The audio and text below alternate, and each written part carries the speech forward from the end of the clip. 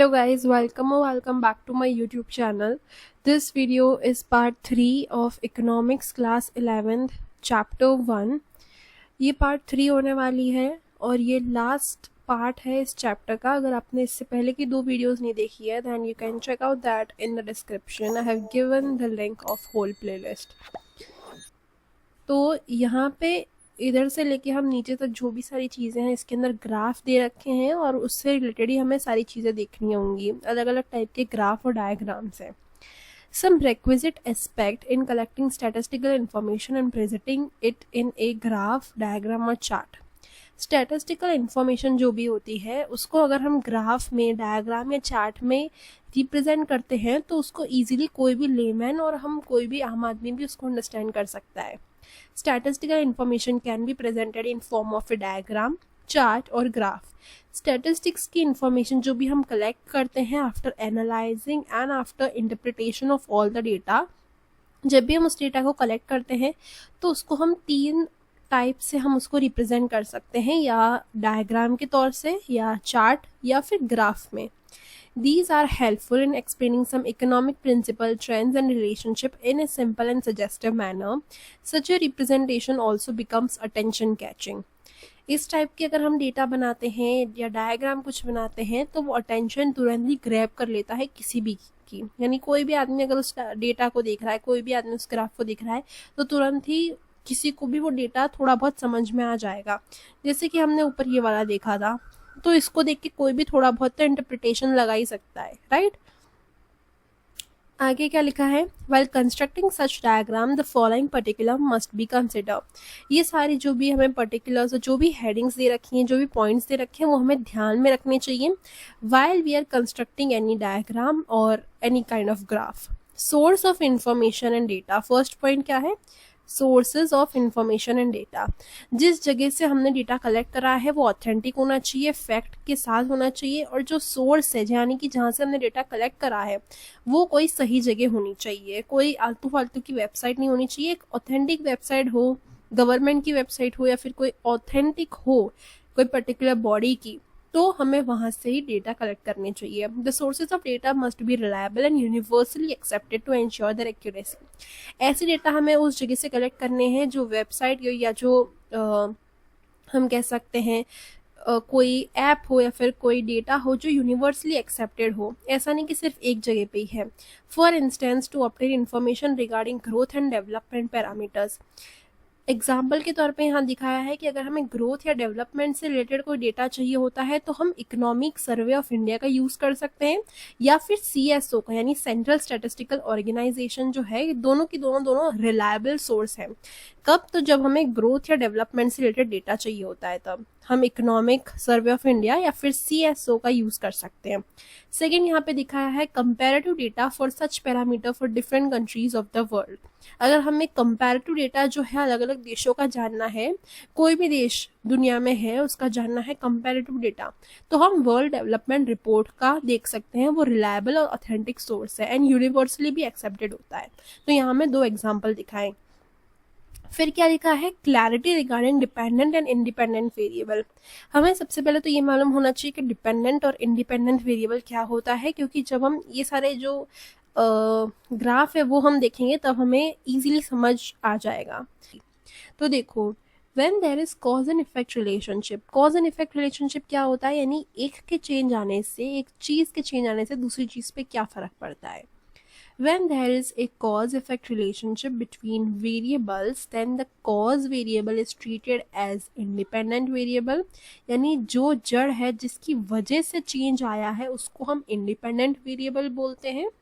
तो हम याद रखेंगे जिसकी वजह से आया है यानी cause, वो हमारा कहलाएगा independent. आई लिख देते हैं independent variable, और उसको हम प्लॉट करते हैं हमारी x एक्सिस पे. देन लिखा है इफेक्ट वेरिएबल, यानी कि जिसके अंदर चेंज आया है. कॉज यानी जिसकी वजह से आया है, और इफेक्ट मतलब जिसके ऊपर चेंजेस देखने को मिले जिस वेरिएबल के अंदर, वो हमारा कहलाएगा डिपेंडेंट. क्यों डिपेंडेंट? तो वो कॉज वाले पे डिपेंड हो गया है. कॉज इंडिपेंडेंट है, उस पर कुछ असर नहीं आएगा. वो क्या है? वो कॉज है, वो जड़ है. इफेक्ट जिस पे आता है वो डिपेंड हो जाता है कॉज के ऊपर, और वो हमारा आता है वाई एक्सिस के अंदर। ये हम आगे देखेंगे, इतना कॉम्प्लिकेटेड मत बनाना, खाली इतना सा याद कर लेना। ये पूरे पैराग्राफ में आपको यहाँ से लेके यहाँ तक पूरा वही लिखा हुआ है। For instance, if we are examining the relationship between rainfall and agriculture production. अब यहाँ पे एग्जाम्पल के तौर पे दिया है, एक हम मान लेते हैं एक रेनफॉल है और दूसरा हमारा जो है वो एग्रीकल्चर का प्रोडक्शन है। अब आप खुद सोचो, क्या एग्रीकल्चरल की प्रोडक्शन की यानी उसमें अगर चेंज आया एग्रीकल्चर प्रोडक्शन के ऊपर तो रेनफॉल पे कुछ असर होगा? यानी मैं ये बोल रही हूँ कि इस साल मैंने गेहूं ज्यादा उगाए तो बरसात ज्यादा आई, क्या ये आपको सही लग रहा है लाइन? तो नहीं, राइट। हमारा रेनफॉल का चेंज जो होगा उसके वजह से फार्म पे या एग्रीकल्चर पे जो चेंज आएगा, ये लाइन हमें सही लग रही है, राइट। तो इधर कॉज क्या हुआ? इधर कॉज होगा हमारा रेनफॉल, कॉज इधर है हमारा रेनफॉल। वाई? बिकॉज ये जड़ है, इसकी वजह से कहीं किसी चीज में चेंज आ रहा है, और किस में चेंज आ रहा है? तो एग्रीकल्चर में या फिर प्रोडक्शन में आ रहा है, ये सारी चीजें। तो ये हमारी हो जाती हैं डिपेंडेंट। किस पे डिपेंडेंट है? तो बारिश पे। तो बारिश हो गई हमारी इंडिपेंडेंट वेरिएबल जो कि एक्स एक्सिस पे आएगी, राइट। पढ़ लेते हैं एक बार। Then the rainfall is independent variable and which will be represented on x-axis। देखो वही बात यहाँ लिखी है, और एग्रीकल्चर प्रोडक्शन जो डिपेंडेंट है हमारी बारिश पे वो आएगा y-axis पे। बस आपको खाली इतना याद रखना है तो इजी आपको सब कुछ चीजें समझ में आ जाएंगी। Explaining production over different time periods. अगर हमें ये दर्शाना है कि ओवर द टाइम यानी अलग अलग टाइम पीरियड के अंदर प्रोडक्शन पे क्या चेंजेस आए, then the time period are represented on X axis and the production on Y axis. क्यों? क्योंकि इधर टाइम पीरियड जो है वो कॉज है, यानी उसके वजह से उस टाइम पीरियड के अंदर क्या चेंजेस आया, तो चेंजेस हमारा होगा इफेक्ट जो है हमारी आएगी प्रोडक्शन, और प्रोडक्शन किस पे आ जाएगा? वाई एक्सिस पे। ठीक है, यही सेम बातें लिखी हैं। डिमांड चैप्टर के अंदर क्या है, थोड़ा उल्टा हो जाता है। क्यों? क्योंकि आप खुद देखो, हमारा प्राइस जो है वो कौन सा होता है? इंडिपेंडेंट वेरिएबल होता है, तो उसको किधर दिखाना चाहिए? एक्स एक्सिस पे, राइट। क्योंकि प्राइस के बढ़ने से ही डिमांड पे चेंजेस आएंगे, लेकिन उसको वाई एक्सिस पे दिखाया जाता है।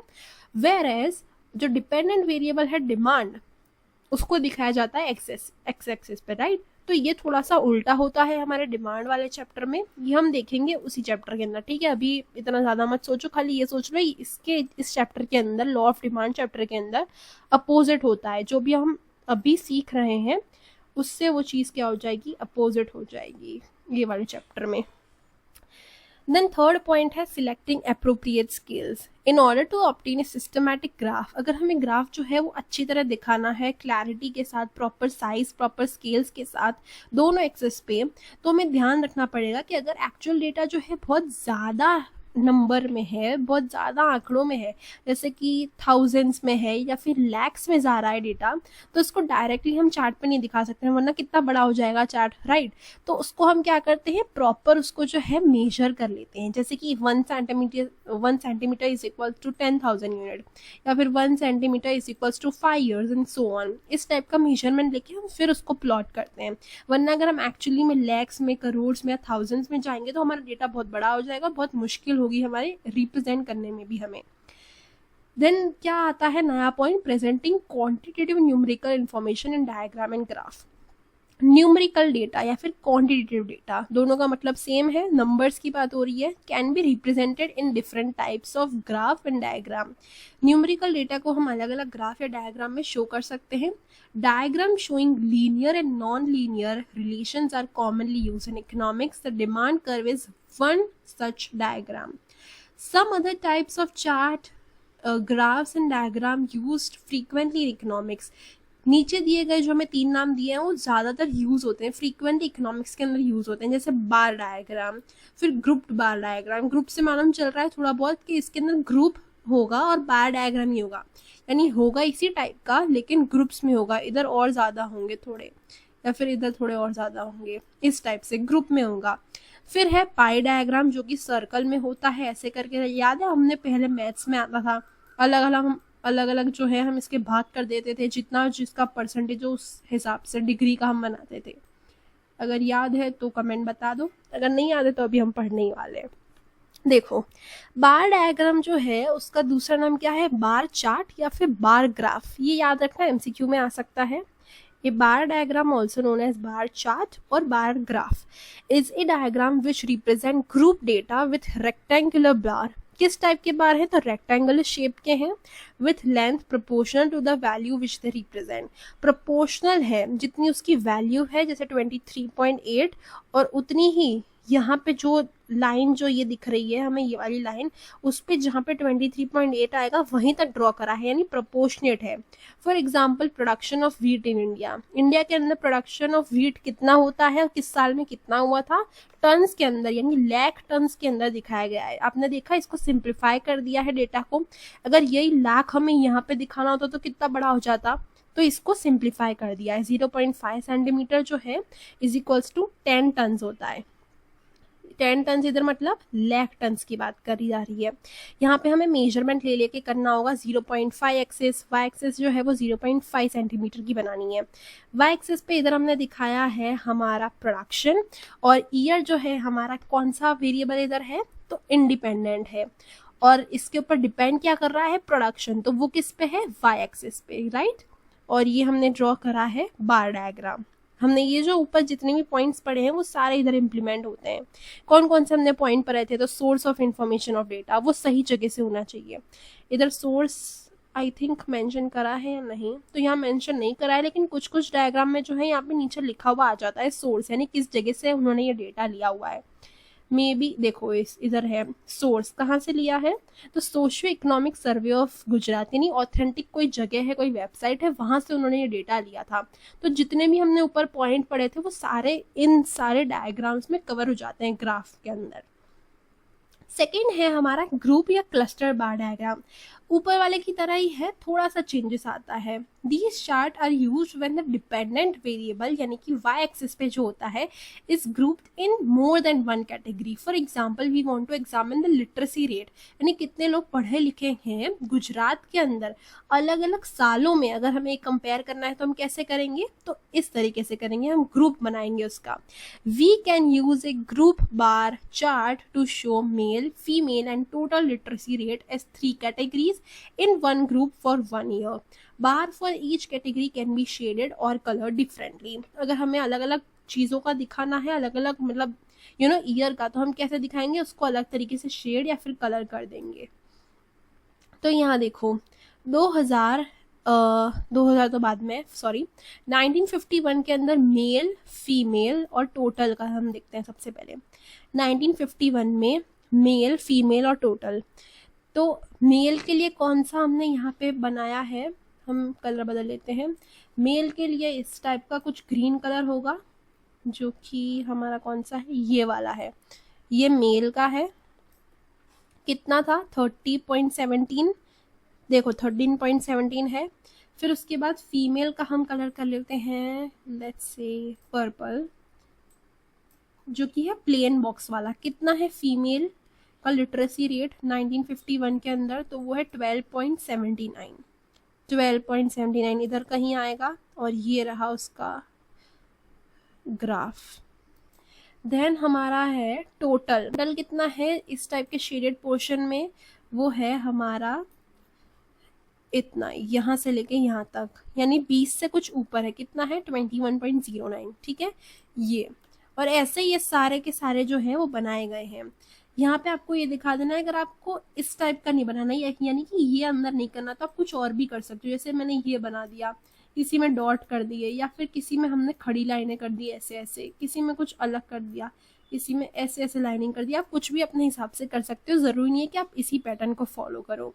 लेकिन जो मेजरमेंट है, या फिर कितना आपने नाप के किया, कितना आपने मेजरमेंट लिया है, वो आप अगर यहाँ लिख दोगे तो इजीली जो एग्जामिनर है उसको समझ आ जाएगा। और अगर आपको मालूम है किस जगह से डेटा लिया है या फिर सोर्स कहाँ से है, तो आप वो भी लिख सकते हो। ये भी एक अच्छी इंप्रेशन क्रिएट करता है, ठीक है। तो ये था हमारा ग्रुप या फिर क्लस्टर बार डायग्राम, कुछ भी बोल सकते हैं इसको। क्लस्टर इसलिए है क्योंकि एकदम मिक्स है, एकदम घिचपिच सा है। क्लस्टर मतलब क्या होता है, एकदम पास पास कुछ लिखा हुआ हो या कुछ बना हुआ है, तो एक क्लस्टर टाइप का है। बहुत क्लियर नहीं दिखता, एकदम घुचपुच सा दिखता है, ठीक है, इसलिए इसका नाम है cluster diagram. Then we have pie diagram, नाम से ही मालूम चल रहा है कि सर्कल की कुछ बात होने वाली है। A pie chart is a circular statistical graph which is divided into sectors, अलग अलग सेक्टर्स में डिवाइड करा गया है इसके अंदर, जैसे एग्रीकल्चर, इंडस्ट्री सेक्टर या सर्विस या टर्शरी सेक्टर भी बोल सकते हैं हम इसको, which is divided into sectors to illustrate the numerical proportion of data. The numerical data is proportionately converted into degrees in a circle and sectors are formed considering those degrees. For example, the share of different sectors in India's national income can be shown in a pie chart. इधर sectors हमें दे रखे हैं और इधर उसके percentage हैं। Agriculture sector कितना है तो 13.9 है, इतना, ये देखो इतना भाग। फिर उसके बाद है इंडस्ट्री सेक्टर, इंडस्ट्री सेक्टर कितना है हमारा तो 26.2, ये वाला हमारा। उसके बाद है हमारा सर्विस सेक्टर जो कि सबसे ज़्यादा है 59.9, जैसे कि हमने इधर दिखाया ही है, अलग अलग पैटर्न और अलग अलग चीज़ों से ड्रॉ करके। आप ऐसे भी दिखा सकते हो या फिर अगर कलर अलाउड है तो कलर कर सकते हो, थोड़ा बहुत पेंसिल से अलग अलग शेड या पैटर्न दे सकते हो, ठीक है।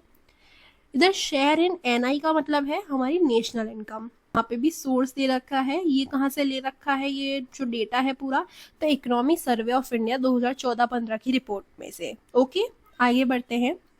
Importance of economics, economics subject जो है वो क्यों इतना इम्पोर्टेंट है, क्यों हर जगह हर फील्ड के अंदर इकोनॉमिक्स जो है रहता है, चाहे आर्ट्स कह लो चाहे कॉमर्स कह लो, maybe even engineering economics भी रहता है, जो कि हमने फर्स्ट वीडियो में कवर करा था कौन कौन सी टाइप की इकोनॉमिक्स होती है। तो क्यों इतना इम्पोर्टेंट है उसके बारे में हम देखते हैं। इन मॉडर्न वर्ल्ड, आज की मॉडर्न दुनिया में almost all goods of human needs have become economic, हम इंसानों की सारी जो इकोनॉमिक्स यानी सारी जो इच्छाएं वो इकोनॉमिक टर्म्स में मेजर होती हैं, यानी पैसों से रिलेटेड हो गया है सब कुछ। जैसे जैसे पॉपुलेशन बढ़ती है, जैसे जैसे इंसान बढ़ते हैं, वैसे वैसे स्कैरसिटी हो जाती है चीज़ों की, क्योंकि चीज़ें तो उतनी है हमारे पास, बनती उतनी ही है, लेकिन क्या हो जाती है, पॉपुलेशन बढ़ती है, लोग ज़्यादा लेने वाले हो जाते हैं, बनाने वाले कम हो जाते हैं, तो स्कैर्स हो जाते हैं वो रिसोर्सेज, और इसकी वजह से उसकी प्राइस राइज हो जाती है, तो हम हर चीज़ नहीं खरीद सकते, right. In a modern world, almost all goods of human needs have become economic owing to increasing use and scarcity, and thus all activities of human beings are increasingly becoming economic activity. Hence, the relevance of economy as a philosophy as well as a science is increasing in human life. Economics is important to understand behavior of human being, society, state while managing everyday activity and scientific theories and principles guiding professional decision making.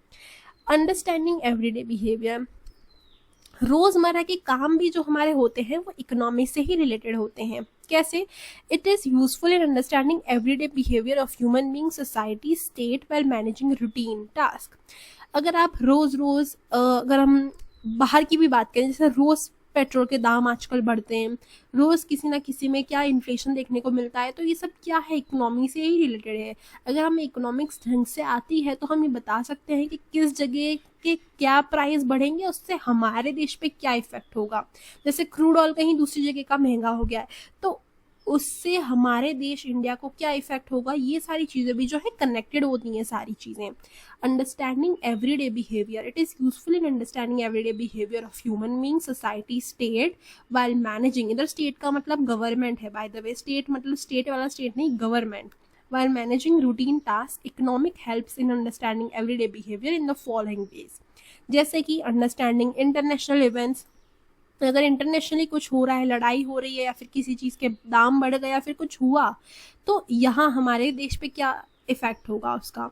Some international event affect lives of people in several country like USA, China, Russia, etc. People try to understand the impact of rise in price of crude oil in international market on their own cost of living. People also try to understand why some countries are more developed and others are less developed.